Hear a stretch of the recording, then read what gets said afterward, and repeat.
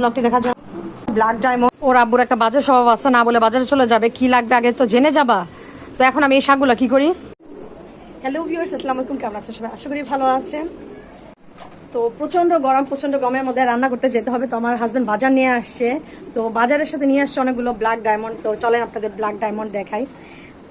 বাংলাদেশের সিজনাল ফলের মধ্যে এগুলো হচ্ছে প্রচণ্ড রহস্যজনক একটা ফল। তো রহস্যজনক ফলটা কেন বলছি আজকে ওর আব্বু বাজার থেকে জাম নিয়ে আসছে, কি গোল গোল টসটসা। তো বছরের প্রথম জাম খাচ্ছি। জাম তো না, এগুলো হচ্ছে ব্ল্যাক ডায়মন্ড। ব্ল্যাক ডায়মন্ড অনেক দাম, 800 টাকা কেজি। স্বাভাবিক বিষয় না, অনেক দামি একটা জিনিস, অনেক মিষ্টি। আমি লবণ ছাড়ি টপ টপ করে খেয়ে ফেলতেছি। ধুয়ে নিছি, দুটো ডাব আনছে। খিচুড়ি রানবো বলে ওর আব্বুকে বলছিলাম লেবু আনতে, তো লেবু বাসায় ছিল না। তো দেখেন কতগুলো লেবু নিয়ে আসছে, বরবটি নিয়ে আসছে, পটল, বেগুন, তারপর এই যে শাকটা এখন আমাকে ফ্রিজে রেখে দিতে হবে।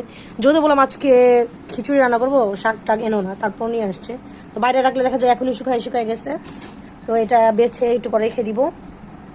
আজকে পোলার চালে খিচুড়ি রান্না করব। তো চালটা বেছে নিচ্ছি, এখন পরিষ্কার করে ধুয়ে নিব। তারপর এই যে মুগের ডালটা ভেজে নিব। ভেজে নিলে একটা সুন্দর গন্ধ আসে, সেই সুবাসেই পেটটা ভরে যায়। তো আজকে খিচুড়ি হবে পোলার চাল আর এই যে মুগের ডাল দিয়ে।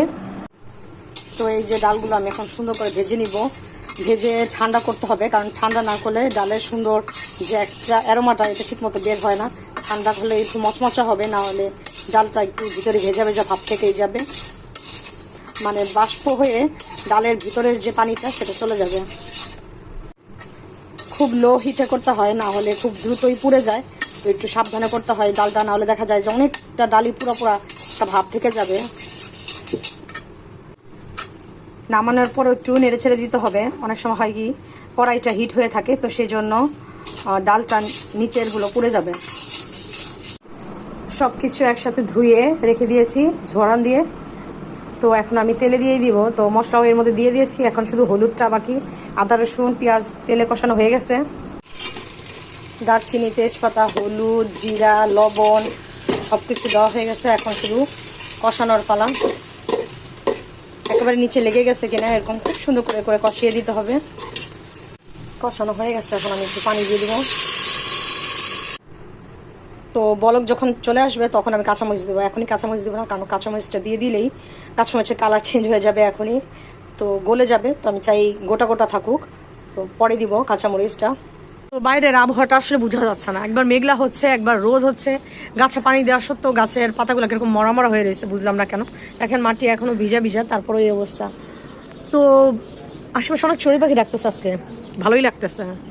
তো আজকে কবুতরগুলো অবশ্য আগে গোসল করে ফেলছে, সকালে যখন খাবার দিয়েছি তখনই গোসল করে ফেলছে। তো এখন তারা খুব চুপচাপ আছে, রেস্টে আছে।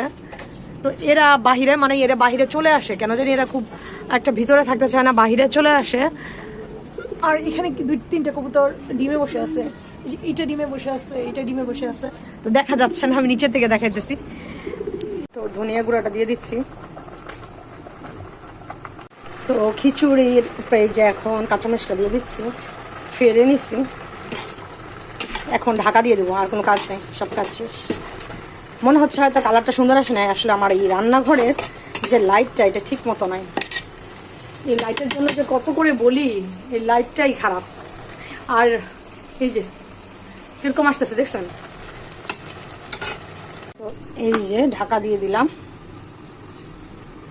খিচুড়ি রেডি, সালাদ রেডি, লেবু রেডি। তো সম্পূর্ণ ব্লগটি দেখার জন্য অসংখ্য ধন্যবাদ।